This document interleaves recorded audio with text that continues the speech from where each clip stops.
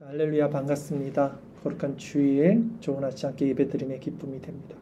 오늘 날씨가 굉장히 안 좋죠. 오실 때 우박도 내리고 그랬는데 또 교회 안이 포근합니다. 하나님의 품도 그렇습니다. 오늘 세상 가운데 있었지만 우리가 주님 앞에 온 것처럼 늘 우리의 마음이 또 주님 안에 거하기를 바라겠습니다. 자, 예전에 제가 유튜브를 통해서 이렇게 설교를 듣다가 굉장히 존경하게 된 목사님이 계셨어요. 와, 저 목사님 참 홀리하시다. 한번 만나 뵙고 싶다. 제가 팬이 됐죠, 그 목사님. 그러다가 실제로 이제 그분을 만나게 된 일이 있었습니다. 이제 그분이 교회 문을 딱 열고 뒤에서 딱 들어오시는데 정말 뒤에서 후광이 비치더라고요. 이제 후광이 비친다는 말 하잖아요. 사람들이 연예인들 보면 그렇다고. 근데 저는 진짜 목사님이 오시는데 뒤에서 후광이 싹 비치는 거예요. 제가 그토록 좋아했던 목사님이니까. 그래서 그 후로 이제 지금도 목사님과 교제를 하고 만나는데 지금은 후광이 안 보여요. 이렇듯 인간은 아무리 훌륭해도 한계가 있다는 것입니다. 오직 우리가 바라봐야 할 것은 그리스도밖에 없다. 오늘 본문은요, 이렇게 보이는 것을 신앙 척도로 삼던 유대 종교 지도자들에게 진정 바라봐야 할 신앙의 본질이 무엇인지 예수님께서 말씀하시는 장면입니다.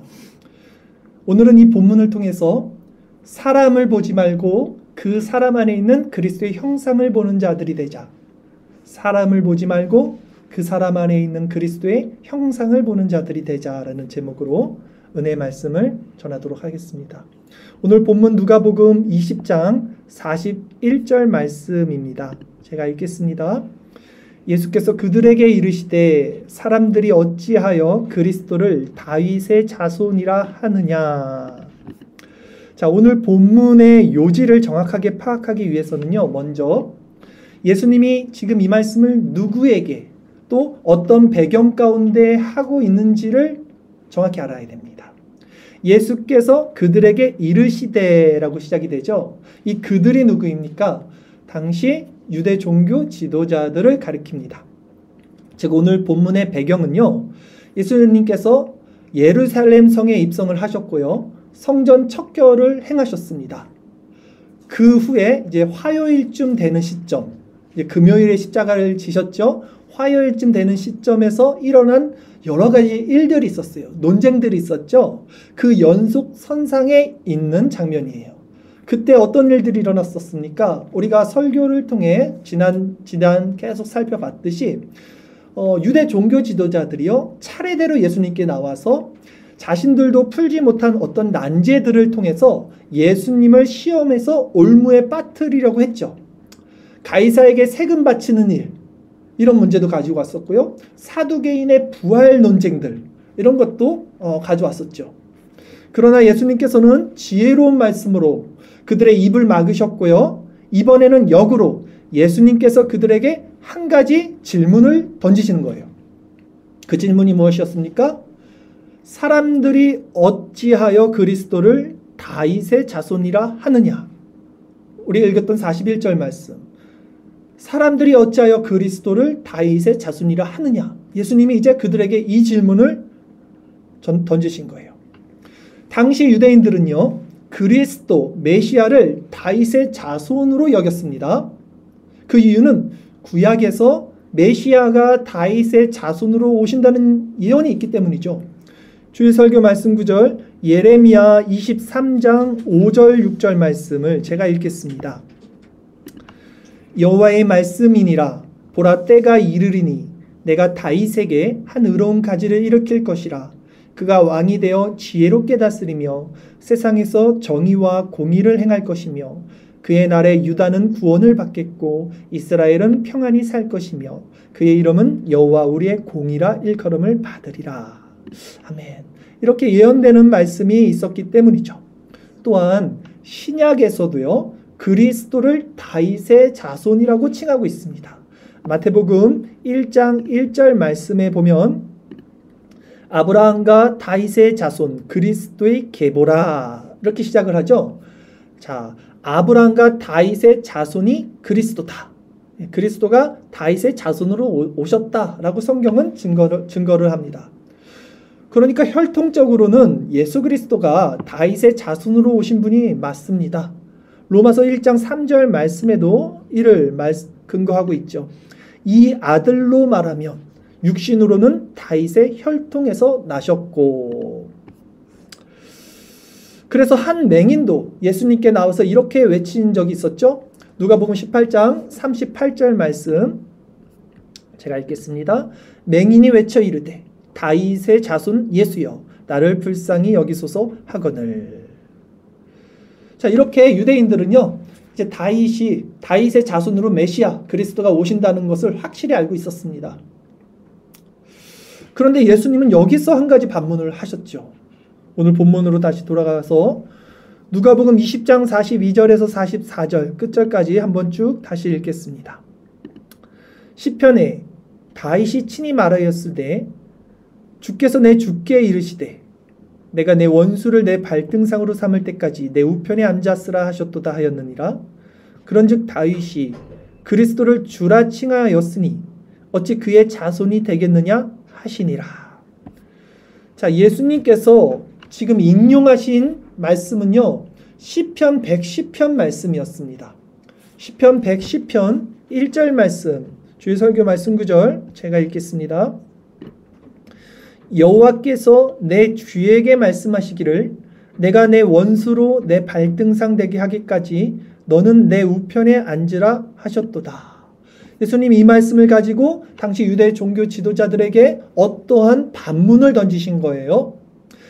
이 예수님께서 인용하신 시편 110편은 이스라엘의 왕이 등극할 때 부르는 낭송, 즉 즉위식 찬가였습니다.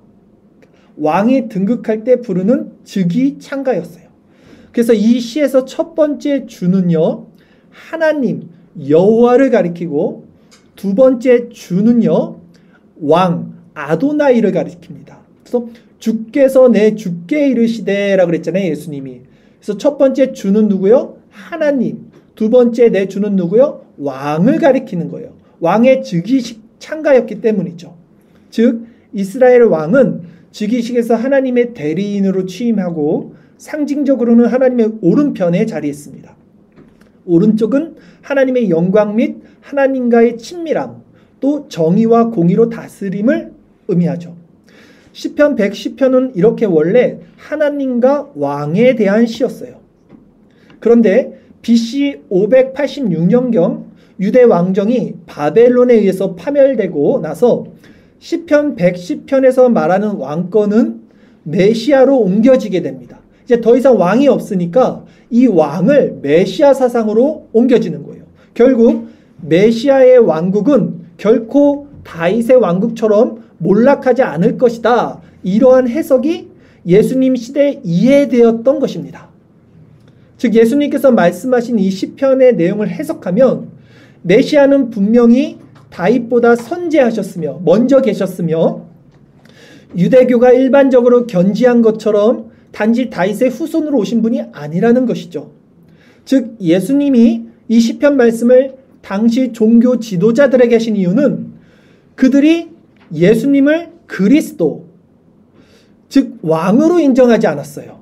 그리고 실제로는 가이사를 왕으로 섬겼죠. 그리고 그들이 부활신앙도 믿지 않았습니다. 그래서 예수님께서는 내가 그리스도고 내가 진정한 이스라엘의 왕이라는 사실에 대해서 말씀하신 거예요. 즉 너희들이 이스라엘의 선왕으로 알고 있는 그 다윗도 나를 왕으로 여겼는데 너희들은 왜 내가 그리스도며 왕이라는 사실을 모르느냐 하고 질타하신 내용이었던 거죠. 나아가 내 원수로 내 발등상 되게 하기까지라는 표현은요. 전쟁 시에 정복자들이 자신의 정복한 적들의 목을 발로 밟는 관습에서 유래된 표현입니다. 즉 따라서 예수님께서 마지막 재림하실 때 사단이 주의 발 아래 밟힘으로써 창세기 예언이 성취된다는 말씀인 거죠. 창세기 3장 15절 말씀 주의설교 말씀 9절 제가 읽겠습니다. 내가 너로 여자와 원수가 되게 하고 내 후손도 여자의 후손과 원수가 되게 하리니 여자의 후손은 내 머리를 상하게 할 것이요 너는 그의 발꿈치를 상하게 할 것이니라 하시고의 말씀의 성취가 된 것입니다. 그래서 이 다윗의 시를 가지고 예수님께서 말씀하신 이유는 결국 예수님을 왕으로 섬기지 못했던 그 유대 지도자들을 책망하시는 말씀이었다라는 것이죠. 여러분, 사람들은요, 보이는 것을 통해서 믿음을 가지려고 합니다. 그래서 당시 유대인들은요, 성전을 굉장히 중요시 여겼죠. 보이는 성전에서 자신의 신앙을 세웠어요. 그리고 다윗과 같은 위대한 신앙의 선조를 우상시하기도 했습니다. 그리고 이런 문제들은요, 초대교회 안에서도 마찬가지였어요. 초대교회, 고린도교회 안에서도요, 바울파, 아볼로파, 베드로파, 그리스도파가 나눠져 있었습니다. 즉 그리스도를 믿으면서도 사람들이 그리스도만을 따른 것이 아니라 다른 각기 스승들을 따랐다는 거죠. 그러나 바울은 오직 그리스도만을 따라야 한다라고 말씀을 했어요. 고린도전서 1장 11절에서 13절 말씀 제가 읽겠습니다. 내 형제들아, 글로에의 집 편으로 너희에 대한 말이 내게 들리니 곧 너희 가운데 분쟁이 있다는 것이라. 내가 이것을 말하거니와 너희가 각각 이르되 나는 바울에게, 나는 아볼로에게, 나는 게바에게, 나는 그리스도에게 속한 자라 한다는 것이니 그리스도께서 어찌 나뉘었느냐? 바울이 너희를 위하여 십자가에 못 박혔으며 바울의 이름으로 너희가 세례를 받았느냐? 이렇게 말하는 것이죠. 이렇듯 사람은요, 어떤 형상이나 사람을 통해서 믿음을 세우고 그 대상을 섬기려는 그런 성향이 큽니다. 그래서 성경에 보면 사람들이 바울을 글로만 접했을 때는 대단한 사람이라고 생각했지만 실제 보니까 말도 시원하게 못하고 별거 없네, 이렇게 됐다는 내용이 있어요. 고린도후서 10장 10절 말씀, 주일설교 말씀 9절 제가 읽겠습니다. 그들의 말이 그의 편지들은 무게가 있고, 이 그가 바울이에요. 그의 편지들은 무게가 있고 힘이 있으나 그가 몸으로 대할 때는 약하고 그 말도 시원하지 않다 하니. 고린도 교회 사람들이 이렇게 말한 거예요. 바울을 실제 보고는 별 볼 일 없네죠, 이렇게 생각했다는 거예요. 그만큼 사람들은요, 보여지는 것을 중요하게 여깁니다. 즉 사람들은 외적인 것을 통해서 뭔가 대단한 것처럼 보이고 뭐가 있을 거라는 기대감을 주면 그 사람을 따르게 됩니다. 그러나 보여지는 것은요, 단지 그 사람의 단편이지 그 사람의 전부가 아니죠. 그래서 사람은 외모를 보지만 하나님은 중심을 보신다고 성경은 말합니다. 사무엘상 16장 7절 말씀 제가 읽겠습니다. 여호와께서 사무엘에게 이르시되 그의 용모와 키를 보지 말라. 내가 이미 그를 버렸노라. 내가 보는 것은 사람과 같지 아니하니 사람은 외모를 보거니와 나 여호와는 중심을 보느니라 하시더라. 아멘. 사실 우리가 위대하다고 생각하는 사람들도요, 결국 우리와 똑같은 죄된 인간들일 뿐입니다. 성경은 수많은 기적을 행했던 엘리야 선지자도 우리와 성정이 같다라고 말을 해요. 야고보서 5장 17절 말씀에 보면 엘리야는 우리와 성정이 같은 사람이로되 그가 비가 오지 않기를 간절히 기도한즉 3년 6개월 동안 땅에 비가 오지 아니하고 라고 말을 합니다. 성정, 기질이 같다는 거예요. 성질이 같다는 거예요. 아무리 위대해 보여도요, 결국 인간은 한계를 지닌 모두가 똑같은 죄인이라는 사실입니다. 아마 칼빈을 우리 앞에 데리고 와도 우리는 그에게도 인간의 연약한 죄성을 볼 수 있을 것입니다. 하나님 마음에 합한 자라 칭함받던 다윗 역시 얼마나 큰 죄를 저질렀습니까? 또 계속해서 잘못된 행동을 하고 또 많은 징계를 받았음을 우리가 보지 않았습니까? 이렇듯 인간은 보이는 것으로 신앙을 세우고요, 인간 스스로를 높이며 그런 지도자를 추앙하는 경향이 크지만 그것이 실상 인간을 우상시하는 행위이며 결국 인간은 모두 연약한 죄인일 뿐이라는 거죠. 그래서 예수님은 너희는 랍비, 즉 선생이라 칭함받지 말라. 너희 선생은 하나, 너희는 하나님이고 너희는 모두 형제다라고 말씀을 하셨어요. 마태복음 23장 8절 말씀 보면 그러나 너희는 랍비라 칭함을 받지 말라. 너희 선생은 하나요 너희는 다 형제니라 말씀을 하십니다. 물론 신앙의 스승들은 우리가 존경해야 되죠. 그리고 그들에게 우리는 배우고요. 그들을 따르는 일은 올바른 일입니다. 바울도 나를 본받으라고 말해요. 빌립보서 3장 17절 말씀 보면 바울이 이렇게 말합니다. 형제들아 너희는 함께 나를 본받으라. 그리고 너희가 우리를 본받은 것처럼 그와 같이 행하는 자들을 눈여겨보라. 본받으라 그래요. 그러나 그것은 사람으로서 바울을 본받으라는 말이 아니에요. 그 연약한 자신 안에 있는 그리스도의 형상을 본받으라는 말이죠. 그래서 바울은 자신 안에 그리스도의 흔적을 가졌다고 말합니다. 갈라디아서 6장 17절 말씀 이후로는 누구든지 나를 괴롭게 하지 말라. 내가 내 몸에 예수의 흔적을 지니고 있노라 라고 말합니다. 칼빈도 자신이 하나님을 위해서 한 일이 아무것도 없으니까 죽을 때 무덤에 묘비도 만들지 말라고 유언을 했다는데 사람들은 왜 종교개혁 기념비, 그 제네바 석상 아시죠? 종교개혁자들 4명 딱 있는 석상. 그래서 그 칼빈의 석상, 형상을 새기는 것인지 저는 모르겠어요. 하나님은 분명 어떤 형상도 만들지 말고 그것들에게 절하지 말라고 말씀하셨습니다. 신명기 5장 8절 말씀 제가 읽겠습니다. 너는 자기를 위하여 새긴 우상을 만들지 말고 위로 하늘에 있는 것이나 아래로 땅에 있는 것이나 땅 및 물속에 있는 것에 어떤 형상도 만들지 말며 죄인인 인간을 높일 수는 없어요. 인간은 모두 연약하고 흠 많은 죄인일 뿐입니다. 오직 완벽하시니 죄가 없으시니 흠도 없고 점도 없는 이는 예수 그리스도밖에 없습니다. 그래서 오직 우리는 삼위 하나님만을 섬기며 그분만을 높여야 하는 것이죠. 성경도 우리 스승은 한 분 오직 하나님밖에 없다고 말씀하셨고요.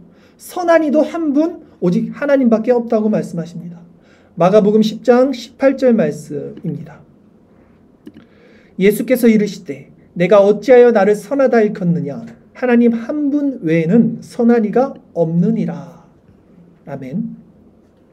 때문에 우리는요 인간 서로에게 기대할 것도 실망할 것도 또 높여줄 것도 스스로 높일 것도 없습니다. 그저 사랑해주고 보살펴주고 인내해주고 섬겨주면 됩니다. 사실 이것이 하나님께로부터 우리가 받은 사랑이었어요. 이것이 기대할 것 없는 우리에게 하나님께서 값없이 베풀어 주신 은혜가 아니었습니까? 그러기에 우리도 서로를 그렇게 대해야 함이 마땅한 것이죠. 우리가 서로를 이렇게 긍휼히 여기고 사랑하면 이로써 모든 사람들이 우리가 예수님의 제자라는 사실을 알게 된다라고 성경은 말합니다. 요한복음 13장 34절 35절 2절 말씀입니다. 새 계명을 너희에게 주노니 서로 사랑하라. 내가 너희를 사랑한 것 같이 너희도 서로 사랑하라. 너희가 서로 사랑하면 이로써 모든 사람이 너희가 내 제자인 줄 알리라. 아멘. 때문에 우리가 서로를 사랑하는 것은 중요합니다. 오늘 말씀의 포인트예요. 우리가 서로를 사랑하는 것은 그 사람 안에 그리스도의 형상을 바라볼 때 사랑할 수 있는 거예요. 그리스도가 우리를 사랑한 것 같이 우리도 우리 영혼 안에 있는 그리스도를 사랑하는 거죠. 그래서 내가 다른 이를 긍휼히 여길 때 하나님의 긍휼을 나도 입는 자가 되는 거죠. 긍휼히 여기는 자가 복이 있죠. 저희가 긍휼히 여김을 받을 것이다 말씀합니다. 그러니까 우리가 누군가를 사랑할 때는요, 그 사람의 됨됨이나 그 사람의 인격이나 그 사람 자체 가지고 있는 본성을 사랑하는 게 아니라는 거예요. 그 사람 안에 있는 그리스도의 형상을 사랑하는 거라는 거예요. 그런데 우리가 그 사람 안에 있는 그리스도의 형상을 사랑하기 위해서는 먼저 그 그리스도가 내 안에 있어야 된다는 거예요. 그래야지만 내 안에 있는 그리스도를 통해서 그 사람을 바라볼 수 있게 되죠. 그래야지 그 사람이 그 사람으로 보이지 않고 그 사람의 안에 있는, 내 안에 있는 그리스도가 그 사람 안에 있다는 것으로 보여지게 된다는 거예요. 우리가 다윗을 존경하고 사랑하는 이유가 그건 아닙니까? 다윗은 너무나 연약했지만 항상 하나님 앞에 자신을 낮추고 회개하는 그런 긍휼한 마음을 가진 자였어요. 이것이 우리가 다윗을 존경하고 사랑하는 이유가 되는 거죠. 그러니까 가장 존경받아야 하는 사람은요, 가장 그리스도만을 의지하는 사람이 돼야 되는 거죠. 이것이 세상과 교회의 다른 정체성입니다. 세상에서는 누가 존경받습니까? 탁월한 언변이나 학식, 외모나 스펙 같은 것을 가진 자가 존경을 받아요. 그러나 교회 안에서는 그리스도 외의 모든 것을 배설물로 여기는 자들, 오직 그리스도만으로 만족하는 자들, 오직 그리스도의 긍휼함만을 필요로 하는 자들의 존경을 받는 거예요. 그래서 성도는 자신의 강함을 자랑할 수가 없게 되고요, 오히려 약함을 자랑하는 자들이 되는 거죠. 그러기에 성도는 이런 은혜 가운데 세상적 힘의 원리를 추구하지 않게 되고요, 원수를 사랑하고 악을 악으로 갚지 않고 낮아지게 되는 마음 상태로 변화를 받게 되는 것입니다. 이것이 얼마나 아름답고 평안한 마음인지 아십니까? 이것은 세상에서 찾을 수 없는 마음입니다. 세상에 존재하지 않는 마음이에요. 여러분, 높아진 마음, 교만한 마음이요, 분을 만들어내고요, 화를 만들어내고 죄를 낳게 됩니다. 그러나 낮아진 마음, 연약한 마음, 긍휼한 마음 안에는요, 분이 일어나지 않아요. 은혜와 긍휼함만이 넘칩니다. 어떤 위대한 목사님이 이 자리에 있더라도요, 지금 그리스도가 여러분 마음에 없으면 아무 의미가 없어요. 그러나 어눌한 시골 어떤 노목사님이 말씀을 전해도 여러분 마음에 그리스도가 있으면 모든 말씀들이 은혜 가운데 여러분 마음을 울리게 된다고요. 그러니 보이는 그 사람의 모습이 아니라 그 사람을 보는 내 마음에 그리스도가 필요한 거예요. 내 마음에 있는 그리스도를 통해서 세상을 바라볼 때 모든 사람들 안에 있는 그리스도의 형상이 있다는 것을 알게 되고, 그때에만 진정 그들을 사랑하고 아끼고 섬길 수 있는 자들이 될 수 있다는 것입니다. 그러기에 우리는 예배 형식에만 주목하지 말고 예배 가운데 들어가야 돼요. 그리고 사람에게만 주목하지 말고 그 사람 안에 있는 그리스도의 형상을 바라볼 수 있어야 됩니다. 그러려면 다시 말씀드릴게요. 먼저 내 안에 그리스도를 모시고 살아야 되는 거예요. 실제 내 안에 그리스도께서 다스리는 충만한 통치를 경험해야 됩니다. 그리스도가 다스리는 통치를 경험하려면요, 온통 내 삶이, 내 마음이 그리스도 안에 잠겨 있어야 돼요. 그리스도로 충만하게 젖어 있어야 됩니다. 마치 호흡하듯이 그분을 묵상하고 그분의 은혜 가운데 깊이 잠겨 있어야 돼요. 그리스도가 내게 숨쉬는 것이 될 정도로 그리스도로 충만해야 돼요. 어떻게 그럴 수 있어요? 어떻게 그럴 수 있습니까? 우리가 그분을 갈망하면 충분히 그렇게 될 수 있습니다. 그러나 사람은요, 자기가 사랑하지 않는 것을 갈망하지 않아요. 토마스 왓슨 이렇게 말했어요. 만일 그대가 그리스도를 사랑하지 않는다면 그대는 그를 갈망할 수 없을 것이다. 만일 그대가 그리스도를 사랑하지 않는다면 그대는 그리스도를 갈망할 수 없을 것이다. 여러분, 정말 그리스도를 사랑하십니까? 그렇다면 그리스도를 갈망하는 것은 어려운 일이 아니에요. 자연스러운 일이 되는 거고요. 쉬운 일이 되는 거예요. 우리의 표준을 낮추지 마십시오. 우리의 기준은 그리스도입니다. 보는 것, 생각하는 것, 말하는 것, 행동하는 것, 먹는 것 하나하나 하나님의 영광을 위해서 하지 않는 모든 것들이 죄라는 것을 기억하셔야 돼요. 그리스도라는 나무를 따라서 아무것도 할 수 없다는 가지라는 사실을 자각하셔야 됩니다. 지금 이 말씀을 듣고도 늘 듣던 말씀을 또 듣는다 하고, 지금 이 말씀이 정말 이 말씀 가운데 그리스도를 갈망하는 마음이 생기지 않고 그러려는 노력도 하지 않고 힘쓰지 않고 변화되기를 간절히 구하지도 않고 그리스도만으로 채워지기를 원하지 않는다면 그건 그리스도를 사랑하는 게 아니에요. 세상을 사랑하는 거예요, 여러분. 착각하면 안 됩니다. 여러분, 하나님께서 택자를 긍휼히 여기시죠. 택자를 긍휼히 여기신다고 해서 계속 세상 가운데 머물러 있으면 안 돼요. 죄를 사랑할 수는 없는 겁니다. 이렇게 하는 것은요, 긍휼을 자신의 원수로 삼는 행위예요. 하나님의 긍휼을 원수로 삼는 행위예요. 토마스 왓슨은 또 이렇게 말했어요.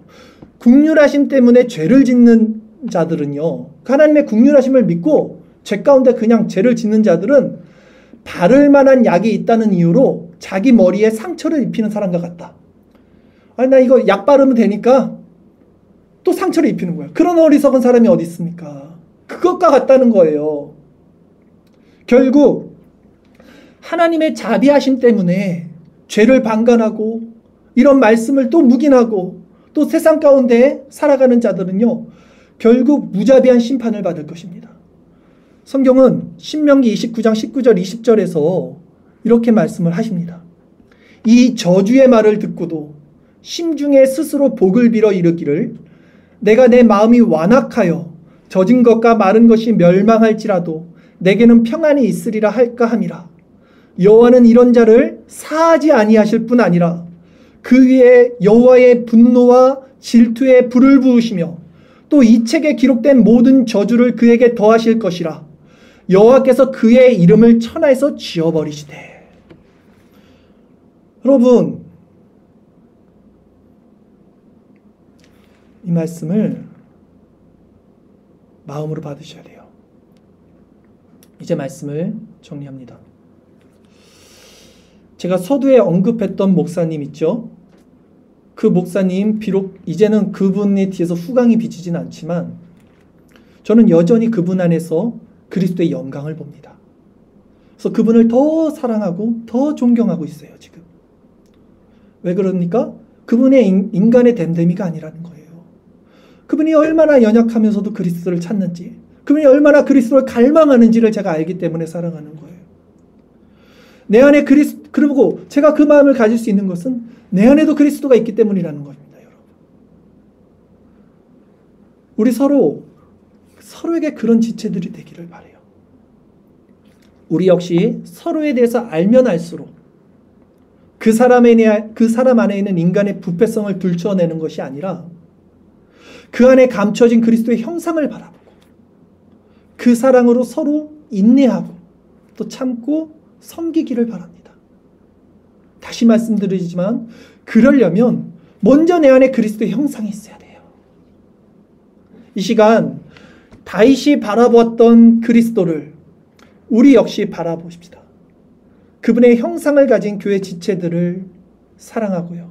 그 은혜를 모르는 악한 세상에서 악한 마음 가운데 살아갈 수밖에 없는 그 자들까지 사랑하고 섬깁시다. 그리고 보이는 세상을 사랑했던 우리의 마음을 이 시간 회개합시다.